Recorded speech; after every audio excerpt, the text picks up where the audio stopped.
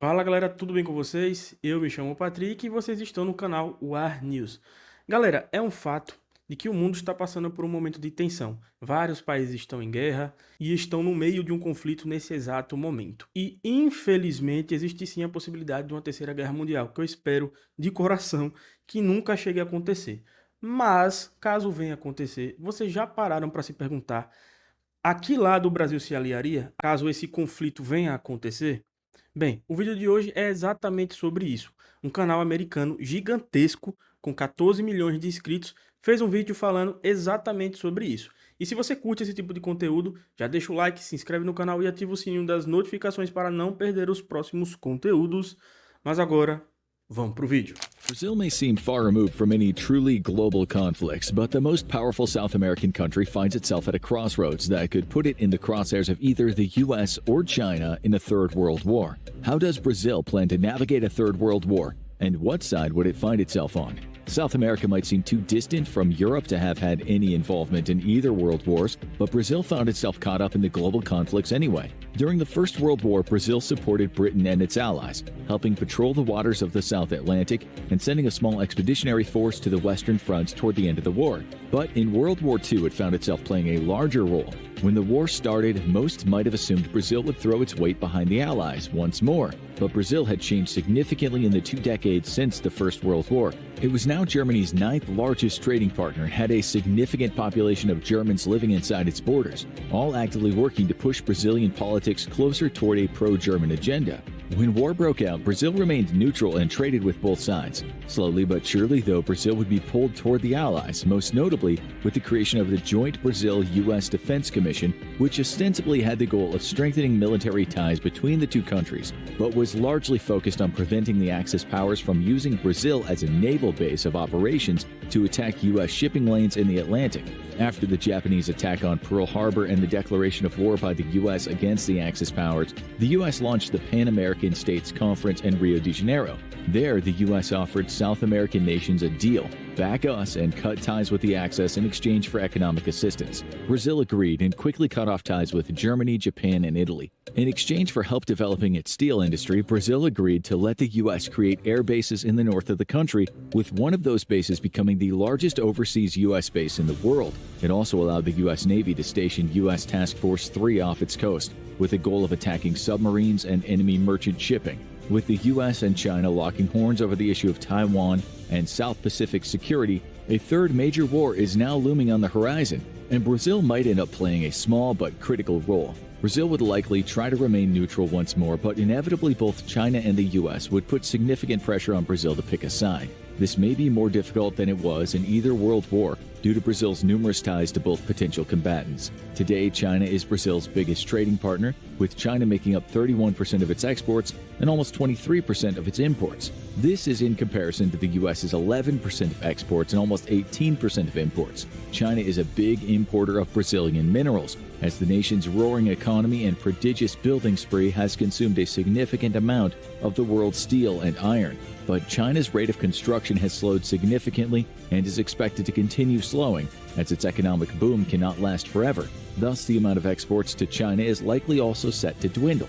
In 2001, Brazil helped lead the charge for the formation of BRICS, a global trade organization made up of the emerging economies of Brazil, Russia, India, and China. In 2010, South Africa would join the group, and together the organization's goal was to build an alternative to the Western, U.S.-dominated global economic order by focusing on development in emerging economies. Today, Brazil remains committed to BRICS, but the organization itself is finding itself in increasingly shaky footing.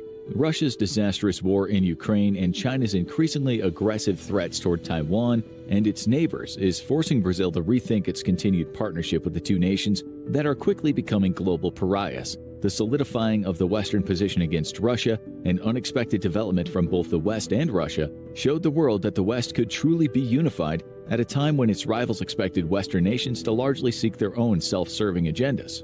Further adding to the tension is emerging rivalries within the organization itself. Chinese-Indian relations have steadily been deteriorating for decades, with full-blown border clashes between troops armed with clubs and riot batons, leaving dozens dead. The anticipation of a military showdown with China has even prompted India to make the unprecedented step of moving closer toward a formal partnership with the US and its Pacific allies. Known as the Quad, the informal association of the US, Japan, India, and Australia has been meeting with increasing regularity to discuss a variety of Asian security concerns, and China is chief amongst all of those concerns. Russia and China also find their relationship under increasing strain. Despite claims of a no-limits partnership by Russia, China has quickly corrected the statement a year later by flatly stating that their partnership did in fact have hard limits. While it would seem a natural fit, as both Russia and China face the exact same international rivalries and consider the Western liberal world order a threat to their own existence, or at least the existence of their authoritarian leaders,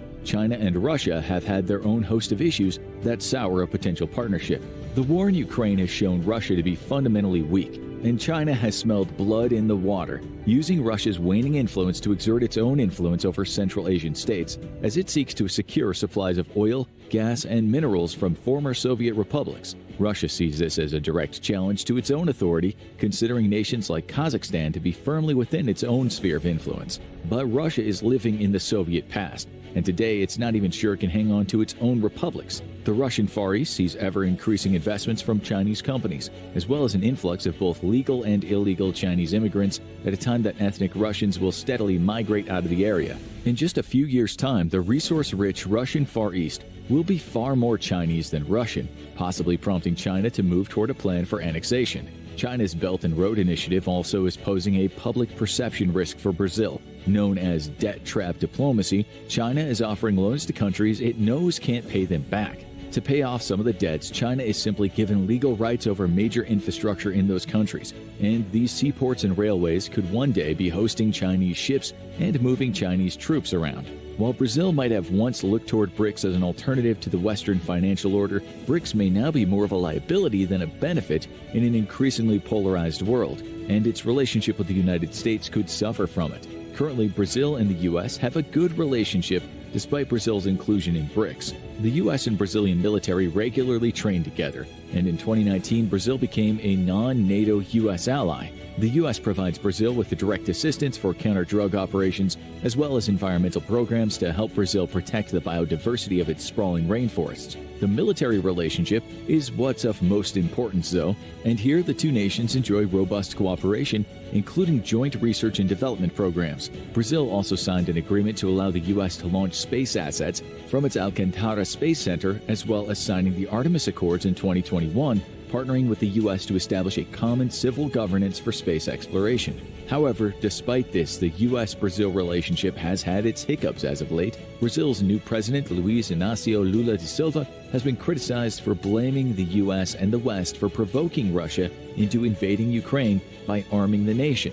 He's also been criticized for his encouragement of peace talks between Ukraine and Russia at a time when those peace talks would naturally favor Russia. In exchange, Russia's praised Brazil's president, and when you're on the receiving end of Russian praise, you really need to check your place in history. The U.S. responded by claiming that Lula is simply parroting Russian and Chinese propaganda, and he is met with increasing scorn when he demanded that the West stop providing Ukraine with arms altogether. This would naturally lead to a complete collapse of the Ukrainian military, and with statements like that, one has to ask which side of the conflict does Brazil truly stand on, and just how much longer will the U.S. and Brazil remain allies? It's no secret that China has attempted to increase its influence in South America in order to complicate the U.S. geopolitical position, and to say that America is taking this lightly would be an understatement. But if China could move Brazil away from the U.S., it would be a significant political victory, especially if China could gain basing rights for navy and military inside Brazil itself. So, what would Brazil's World War III plan look like? That might depend on which side of the conflict South America's greatest military power found itself. Brazil is strategically important, as it sits astride some of the largest trade arteries in the world, and from Brazil's coasts, a joint naval air force could seriously complicate the South Atlantic trade for either side. However, for China, a partnership with Brazil could allow it to move air and naval assets out of the South China Sea and into the Atlantic, from where they could harass U.S. trade. Chinese H-6 bombers flying from Brazil could strike at U.S. oil infrastructure in the Gulf of Mexico and even launch standoff attacks against the American mainland itself, something that hasn't happened since the War of 1812. Currently, America's greatest strength in any conflict is its ability to keep any adversary at arm's length. The US is the boxer with the longest arms in the world, and it can be difficult to defeat a military power whose basic infrastructure or even global trade is basically untouchable. China might be able to sink much of the US Pacific Fleet, but it can't touch US shipyards building new ships, and it can't project power far enough to cut off US global trade. But a close Brazilian-Chinese partnership could change all of that and put the US on the back foot for the first time in 2 centuries. Brazil, however, would be risking a great deal directly allying itself with China in case of a global war for very little gain. The last thing Brazil wants is to pick a fight with its much bigger, more capable northern neighbor, whom, even if it is distracted by a war in the Pacific, would still have enough firepower to make Brazil regret its decision. With around 120 vessels, the Brazilian Navy is a significant force, though it's best suited for power projection in its immediate geographic vicinity. It has 6 diesel submarines, which lack the endurance to truly assist its current ally, the US, in any conflict far away in the Pacific.